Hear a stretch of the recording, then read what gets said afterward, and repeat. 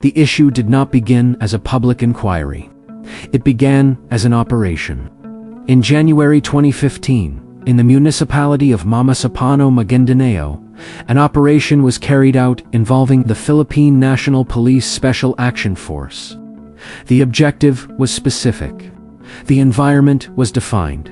The activity, at its outset, existed within an operational framework, planned, coordinated, and intended to remain within the scope of execution. At this stage, it was not a national issue. It was a matter contained within a system. But what occurs within systems does not always remain contained. As the operation unfolded, the situation changed. The outcome did not remain within the boundaries of its original intent. Casualties were reported. Information began to move outward, from field reports to institutional channels, and eventually into public awareness. What had been an operation became an event, and from that point, it began to take on a different structure. The event drew immediate national attention. Coverage expanded. Details began to circulate, not always in full, but enough to establish the scale of what had occurred. The issue entered the public space, not as a single narrative, but as a developing one. Questions emerged about sequence, about coordination, about the relationship between different institutions involved. These questions did not remain isolated. They moved into formal settings. Investigations were initiated. Inquiries were scheduled. The event was no longer being viewed only through reports, but through structured examination. Institutions began to respond. The Philippine Senate initiated hearings. Internal reviews were conducted within the Philippine National Police. Fact-finding processes were established. Through these mechanisms, the event was translated into documentation. Statements were recorded. Timelines were reconstructed. Findings were organized into reports. The issue at this stage was no longer defined solely by what happened, but by how it was being examined. This is where it reached its peak. Not only as an event, but as a national reference point. It became part of broader discussions on operational coordination, on institutional responsibility, on the structure of decision-making within critical situations.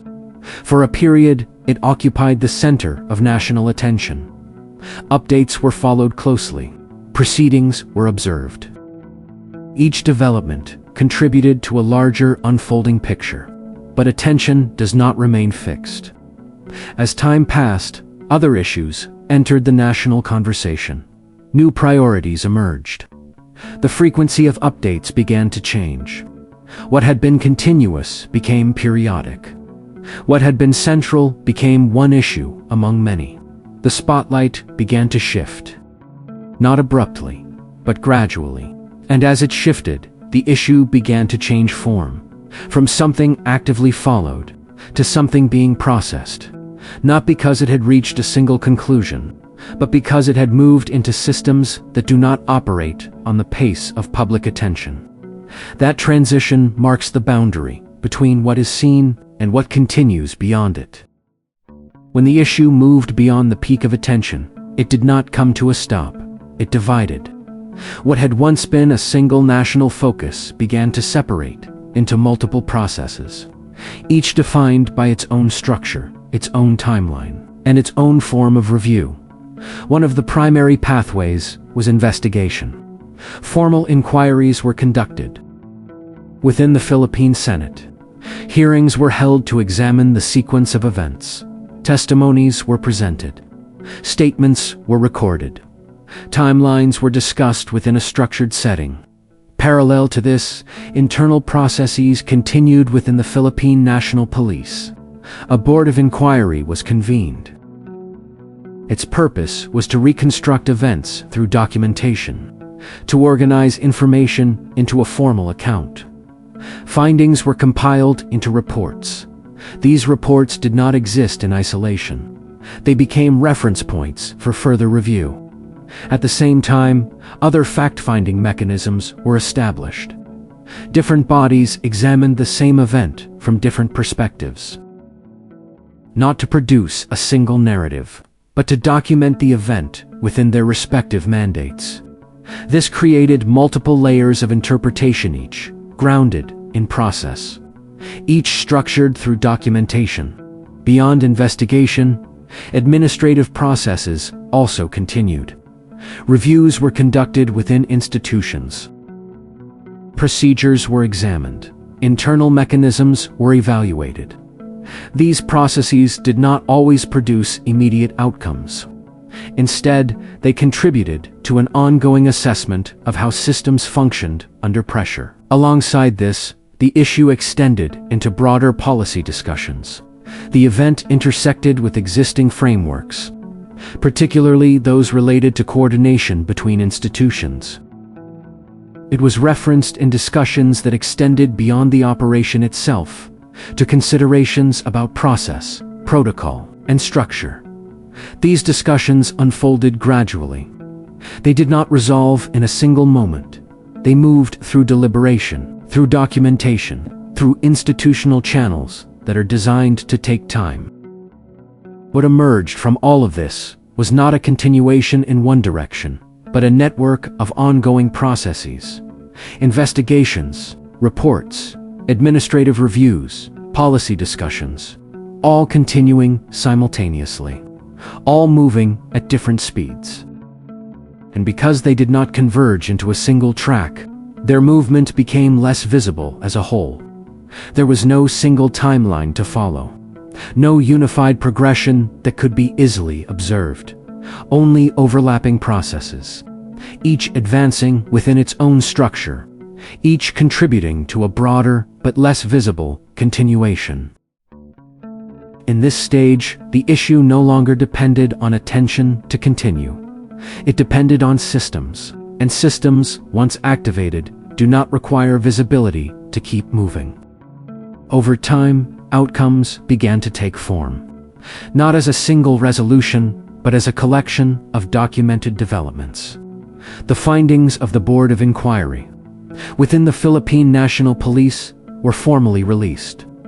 These findings reconstructed the sequence of events through available records, establishing an institutional account of what had occurred. Parallel to this, the inquiry conducted by the Philippine Senate produced its own report.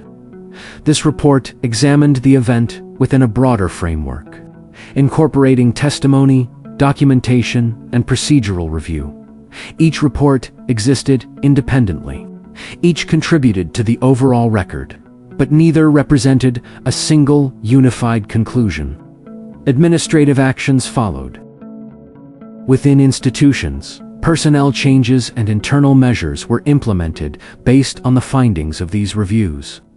These actions were documented as part of institutional response, not as a singular endpoint, but as part of an ongoing process. At the same time, the issue continued to exist within a wider national context. It remained referenced in discussions related to governance, coordination, and policy frameworks. In particular, it became part of the historical context surrounding the Bangsamoro peace process, where it was acknowledged as a significant moment within a longer sequence of developments. But even within this broader context, the outcomes did not converge into a single narrative. Instead, they remained distributed. Some elements were formally documented. Some were addressed through administrative channels. Others continued to exist as part of institutional memory, recorded but not actively revisited. This creates a structure that is difficult to summarize in simple terms.